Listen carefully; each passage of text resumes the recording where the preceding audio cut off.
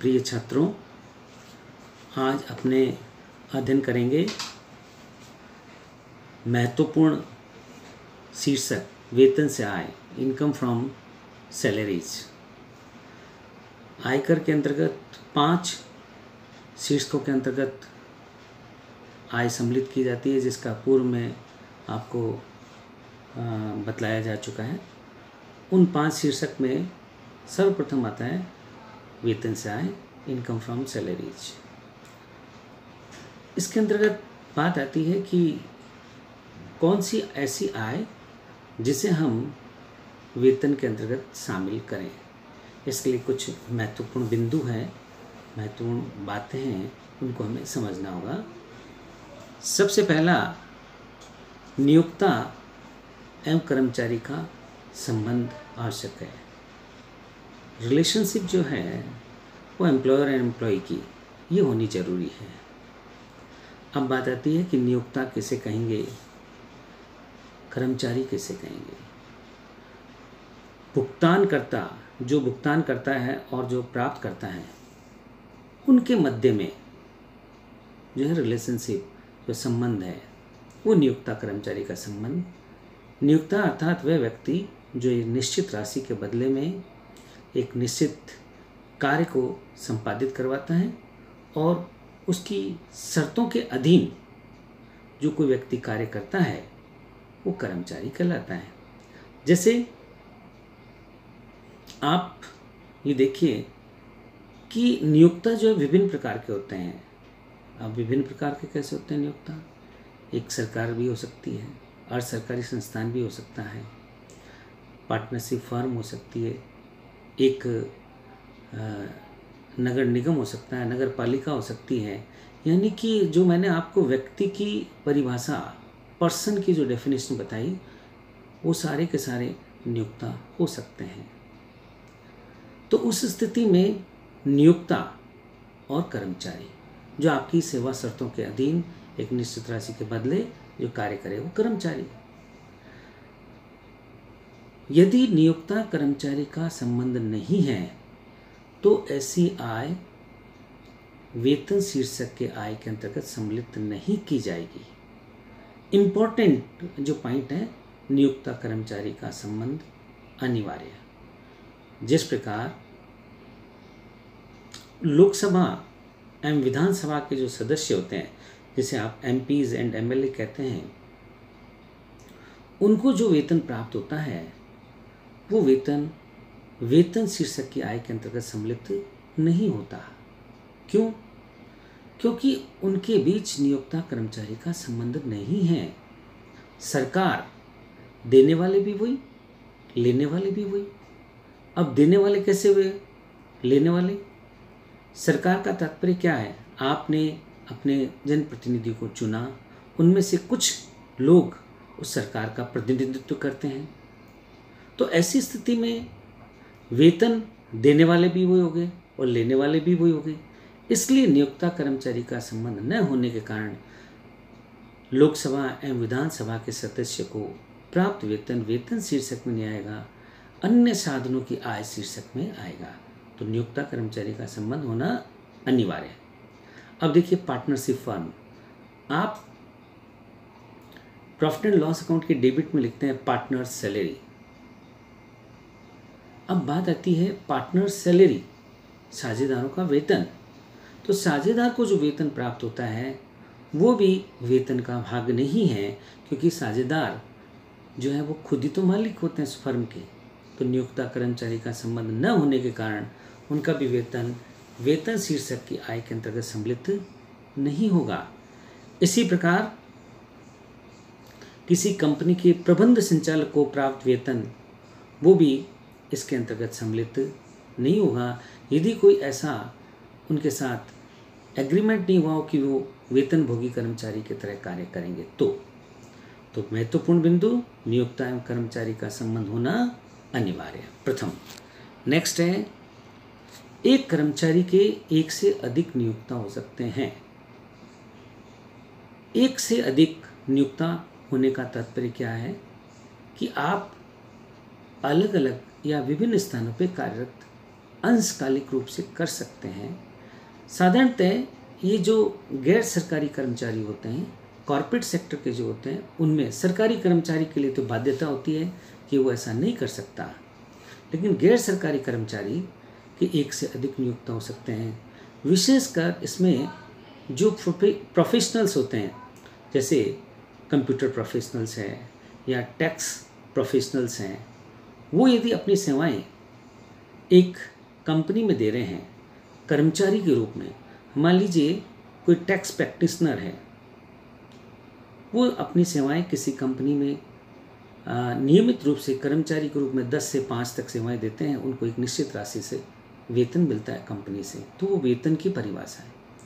लेकिन वो सायंकाल में अंशकालिक काम भी करते हैं टैक्स प्रैक्टिशनर का, तो उस स्थिति में उनको दूसरे नियोक्ता से प्राप्त राशि, मान लीजिए शाम को वो 6 से 8 कहीं सेवाएं दे रहे हैं और प्रातःकाल में भी मान लीजिए वो 1 घंटे कहीं सेवाएं दे रहे हैं, तो इस तरह उनके 3 नियोक्ता हुए, तीनों नियोक्ताओं से प्राप्त राशि कर योग्य होगी, क्योंकि तीनों जगह ही वो एक निश्चित राशि निश्चित शर्तों के अधीन प्राप्त कर रहे हैं। तो ये कहीं भी नहीं है कि एक कर्मचारी की एक से अधिक नियोक्ता नहीं हो सकते। आयकर विभाग का ये कहना, आप अधिक से अधिक आय अर्जित करें और अधिक से अधिक कर दें, इसलिए कोई बंधन नहीं है कि आप एक से अधिक जगह कार्यरत करते हैं, सभी जगह से आय प्राप्त करें और वो वेतन, तीनों जगह से प्राप्त वेतन आपका पूर्णतः कर योग्य होगा। अब आता है नेक्स्ट, नियोक्ता के अतिरिक्त अन्य व्यक्तियों से प्राप्त राशि। नियोक्ता से के अतिरिक्त अब बात आती है अदर देन एम्प्लॉयर। इसमें विशेष रूप से जो आप समझेंगे, शिक्षक, प्रोफेसर्स, टीचर्स जो है उनके बारे में। हमें जो वेतन दिया जाता है वो शैक्षणिक कार्य के लिए दिया जाता है कि हम आपका जो है महाविद्यालय में या विद्यालय में अध्यापन कार्य करवाएं। शिक्षक विश्वविद्यालय के जो है अनेक काम करता है, जैसे इन्विजिलेशन का है, एग्जामिनेशन का है, पेपर सेटिंग का है, अर्थात कॉपियाँ चेक करना, परीक्षा काल के दौरान ड्यूटीज़ जो देते हैं आपकी, और पेपर सेटिंग है, इन सब का भुगतान विश्वविद्यालय द्वारा किया जाता है। तो जो शिक्षक है, जो प्रोफेसर है, वो विश्वविद्यालय का कर्मचारी न होने के कारण राज्य सरकार या गैर राज्य सरकार कर्मचारी होने के कारण उसको जो विश्वविद्यालय ने पेमेंट किया पेपर सेटिंग का, कॉपी चेक करने का या इन्विजिलेशन का, वो नियोक्ता के अतिरिक्त अन्य व्यक्तियों से प्राप्त राशि है, वो इस शीर्षक के अंतर्गत सम्मिलित नहीं होगी, वो आएगी इनकम फ्रॉम अदर सोर्सेज, क्योंकि कर्मचारी का संबंध नियोक्ता और कर्मचारी का नहीं है। इम्पोर्टेंट है नियोक्ता कर्मचारी का संबंध, तो विश्वविद्यालय और जो सरकारी कर्मचारी है, सरकारी शिक्षक है, उनका नियोक्ता कर्मचारी का संबंध न होने के कारण वो आय इसमें सम्मिलित नहीं की जाएगी। वेतन एवं मजदूरी में कोई अंतर नहीं, no difference between salary and wages. वेतन के बारे में तो हम डिस्कस कर चुके हैं। अब बात आती है मजदूरी। कोई व्यक्ति, कोई पर्सन, इंडिविजुअल, व्यक्ति ये कह के नहीं कह सकता कि साहब मैं तो मजदूर आदमी हूँ, किस बात की आय, नहीं। यदि वो प्रतिदिन किसी प्रकार का कोई कार्य करता है और उसे मजदूरी प्राप्त होती है, तो मजदूरी भी वेतन का ही भाग है। मान लीजिए आपके यहाँ कोई मजदूर कार्यरत है और वो आपसे 2,000 रुपये प्रतिदिन 2,000 रुपये प्रतिदिन प्राप्त करता है, तो महीने के उसके हो गए 60,000, साल भर के 7,20,000। अब वो ये नहीं कह सकता साहब मैं तो डेली मजदूर हूँ, वेतन प्रतिदिन मजदूरी प्राप्त करने वाला व्यक्ति हूँ, नहीं। आय का भाग है मजदूरी, कोई डिफरेंस नहीं है आपके वेतन एवं मजदूरी भी वेतन के अंतर्गत सम्मिलित है। अब आती है बात कर मुक्त वेतन, टैक्स फ्री सैलरी। ये इम्पॉर्टेंट है। टैक्स फ्री सैलरी का मीनिंग है tax paid by the employer. आपके वेतन पे जितना आयकर बना नियमानुकूल, उस कर का भुगतान आपके नियोक्ता ने कर दिया तो वो कहलाएगी tax free salary. Tax free salary का तात्पर्य ये नहीं कि टैक्स नहीं लगेगा, tax paid by the employer.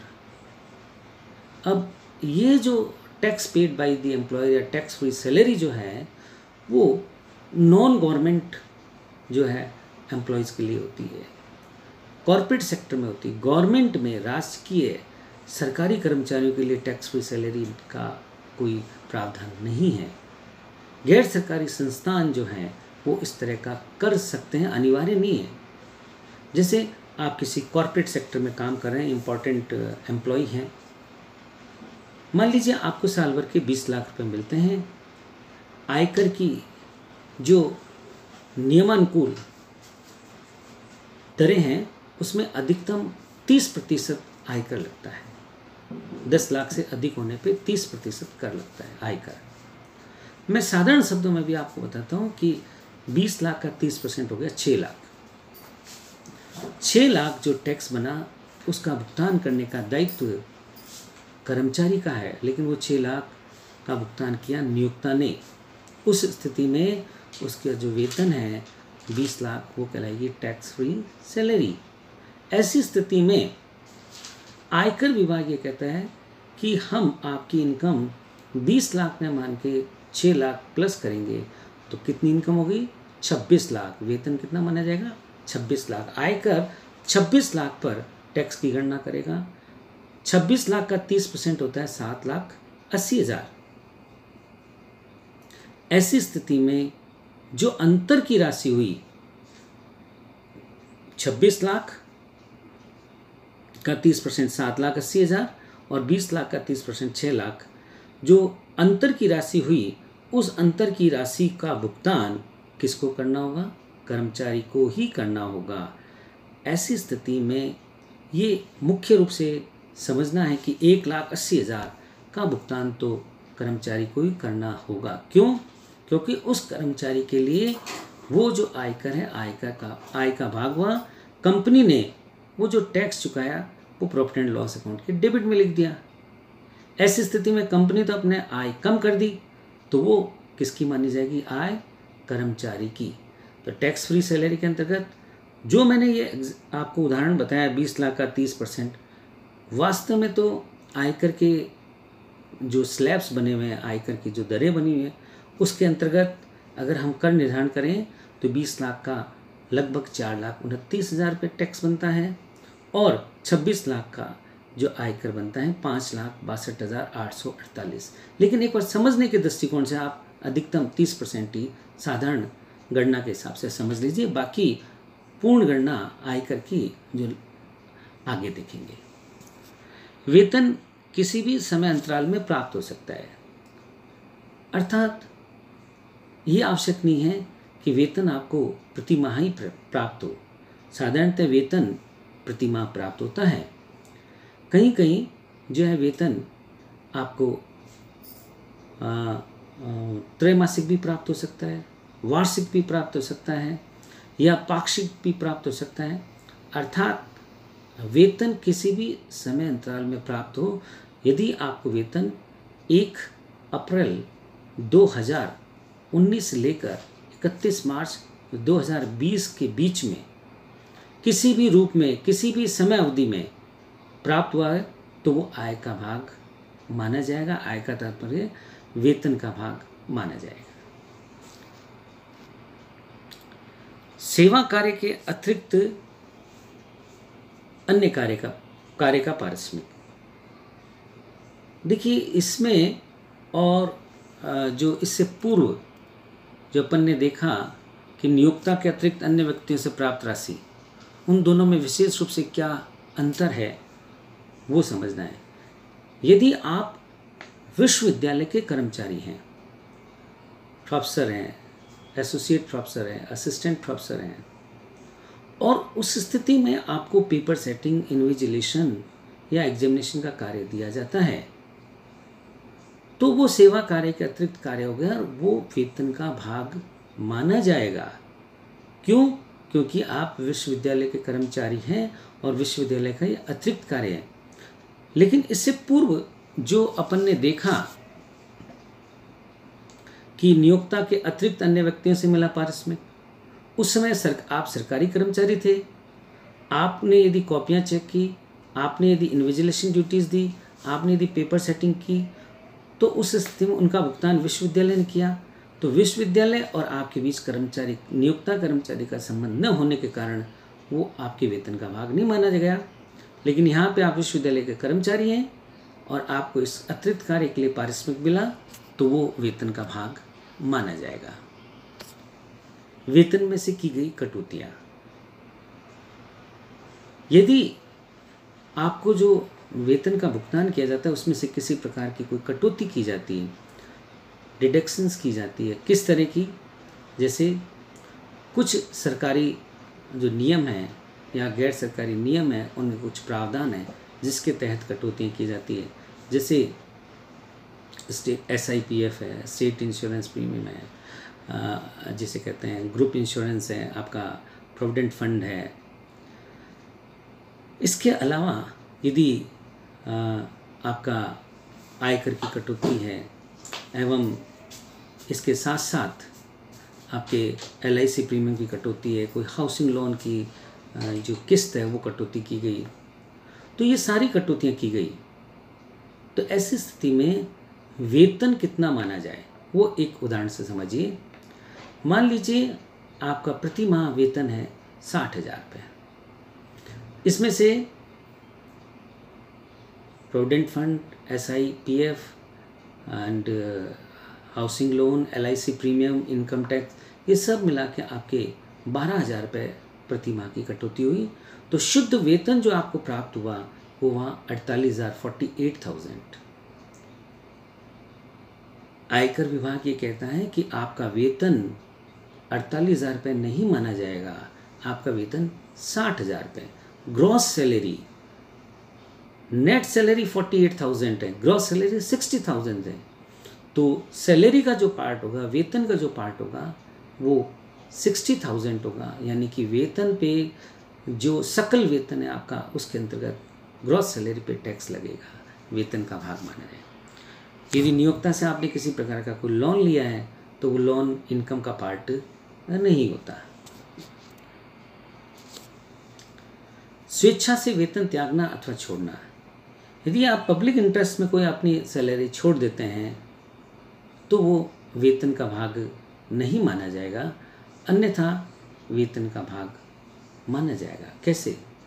जैसे अभी कोरोना काल में आपने कहा मैं पब्लिक इंटरेस्ट में मेरी 2 महीने की सैलरी छोड़ता हूँ, तो उस कंडीशन में आपकी 12 माह की जगह 10 माह के वेतन पे ही आय मानी जाएगी, 10 माह के वेतन पे ही कर देना होगा।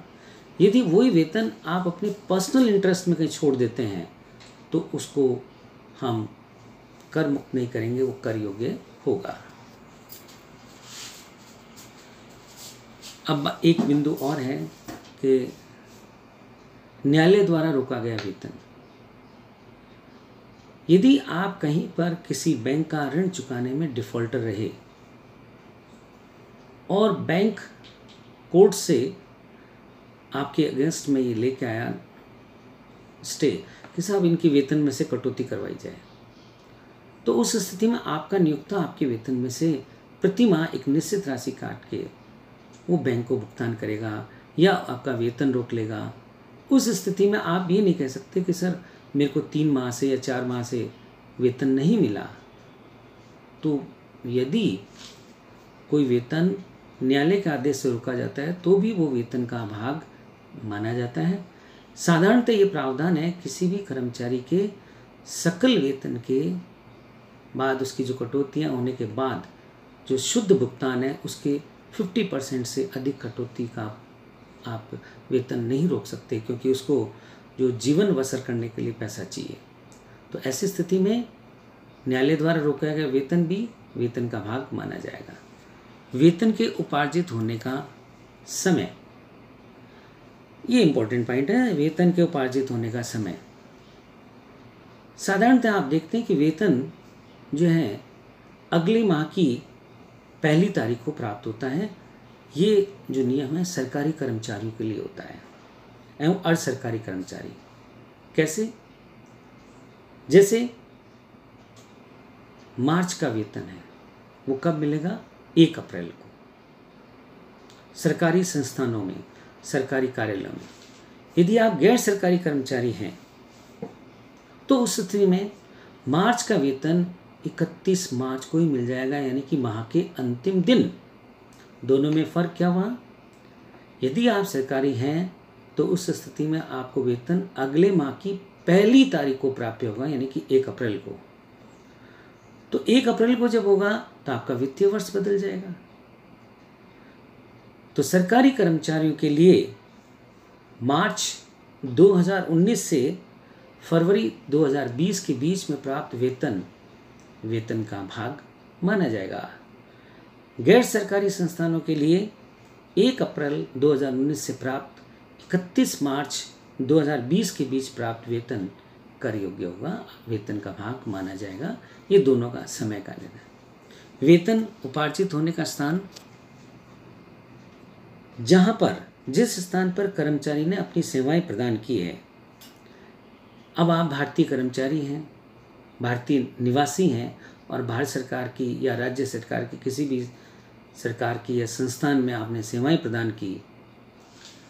आपने सेवाएं यहाँ प्रदान की और सेवानिवृत्ति के बाद आप मान लीजिए विदेश चले गए और वहाँ आपको पैसा मिलता है, मान लीजिए पेंशन प्राप्त होती है, तो वो पेंशन भारत में प्राप्त मानी जाएगी क्योंकि उपार्जित होने का स्थान भारत है। आप भारत सरकार के कर्मचारी, राज्य सरकार के कर्मचारी या किसी संस्थान के कर्मचारी कॉर्पोरेट सेक्टर में कार्यरत हैं और आपको सरकारी कार्य हेतु विदेश में भेजा जाता है 2 माह 3 माह के लिए और आप वहाँ कार्य करते हैं, तो वेतन का भुगतान तो आपको विदेश में होगा, लेकिन उपार्जित होने का स्थान भारत है, इसलिए वो भारत में कर योग्य होगा। अब बात आती है कि वेतन में किस किस को सम्मिलित किया जाए। वेतन के अंतर्गत जो बात है कि शारीरिक, गैर शारीरिक सेवाओं से संबंधित होता है। वाइट कॉलर जॉब जो माना जाता है कि जहां आप ऑफिसेज में वर्क करते हैं वहाँ सैलरी, लेकिन ऐसा नहीं है। जहाँ पर मैनुअल वर्क किया जाता है वहाँ मजदूरी होती है, तो मजदूरी को भी वेतन का भाग माना जाता है। यदि आपको किसी प्रकार की कोई पेंशन मिली, एन्युटी मिली, वो भी वेतन का भाग। ग्रेच्युटी मिली, gratuity means reward of services, सेवाओं का प्रतिफल, वो आपको मिला तो वो भी वेतन का भाग है। कोई फीस है, कमीशन है, अनुलाभ। अब बात आती है अनुलाभ क्या होते हैं। अनुलाभ यानी कि परक्विजिट्स, शॉर्ट में कहते हैं पर्क्स या फैसिलिटीज़, सुविधाएं, वो भी वेतन का भाग। अब सुविधाएं किस तरह की सुविधाएं? अनेक तरह की सुविधाएं होती है। इसमें कर्मचारी होते हैं, कुछ अनुलाभ पूर्णतः करमुक्त, पूर्णतः कर योग्य, विशिष्ट कर्मचारियों के लिए कर योग्य अनुलाभ। ये अलग अलग श्रेणियां जिनका अनुलाभ के अंतर्गत हम देखेंगे। विशेषकर जो अनुलाभ में आती है मुफ्त मकान की सुविधा, मुफ्त किराए से मकान की सुविधा, value of rent free accommodation. आपको कंपनी ने, सरकार ने रहने के लिए मकान दिया तो मकान की सुविधा। इसी प्रकार जो कर्मचारी होते हैं, विशिष्ट कर्मचारी होते हैं, उनको मोटर कार की सुविधा है। इसके अलावा नौकरों की सुविधा है। अनेक सुविधाएं दी जाती हैं जिसे पर्क्स या अनुलाभ कहते हैं। वो सभी के सभी जो आयकर के नियम हैं उन नियमों के अनुकूल कर योग्य है। कोई एडवांस सैलरी है तो वो भी कर योग्य है। केंद्र सरकार द्वारा नई कर्मचारी पेंशन योजना 2004 के अंतर्गत प्राप्त राशि अंशदान। कैसे? यदि आप राजकीय सेवा में अप्रैल 2004 के बाद आए हैं तो उस स्थिति में एनपीएस, न्यू पेंशन स्कीम के तहत आपका एक अंशदान सरकार भी देती है। जैसे किसी कर्मचारी का वेतन प्रति माह 40,000 है 4,000 रुपये उसके वेतन में से कटौती की जाएगी और 4,000 रुपये ही सरकार देगी। तो जो नियोक्ता का अंशदान है वो वेतन का भाग माना जाएगा अंडर सेक्शन 80CC(D). एक कर्मचारी के प्रोविडेंट फंड में वार्षिक वृद्धि उस सीमा तक जो चौथी अनुसूची के भाग अ के नियम 6 के अंतर्गत कर दे है। प्रोविडेंट फंड का रिकॉग्नाइज जो प्रोविडेंट फंड होता है उसमें 12% से अधिक यदि किसी नियोक्ता द्वारा कोई अंशदान दिया जाता है तो उस स्थिति में आधिक्य की राशि जो है कर योग्य होगी। हस्तांतरित शेष का कर योग्य अंश। पहली बात जो आती है कि हस्तांतरित शेष क्या होता है। अप्रमाणित जो प्रोविडेंट फंड होता है, अनरिकॉग्नाइज्ड प्रोविडेंट फंड URPF, उसको जब सर्वप्रथम प्रमाणित करते हैं तो हम ये मानते हैं कि प्रारंभ से अगर ये प्रमाणित होता तो उस स्थिति में जो आधिक्य की राशि है वो जो है उसका जो भाग है कर योग्य होगा, उसको कन्वर्ट करने पे जो राशि होगी वो कर योग्य होगा। इसका शेष अध्ययन हम आगे करेंगे। धन्यवाद।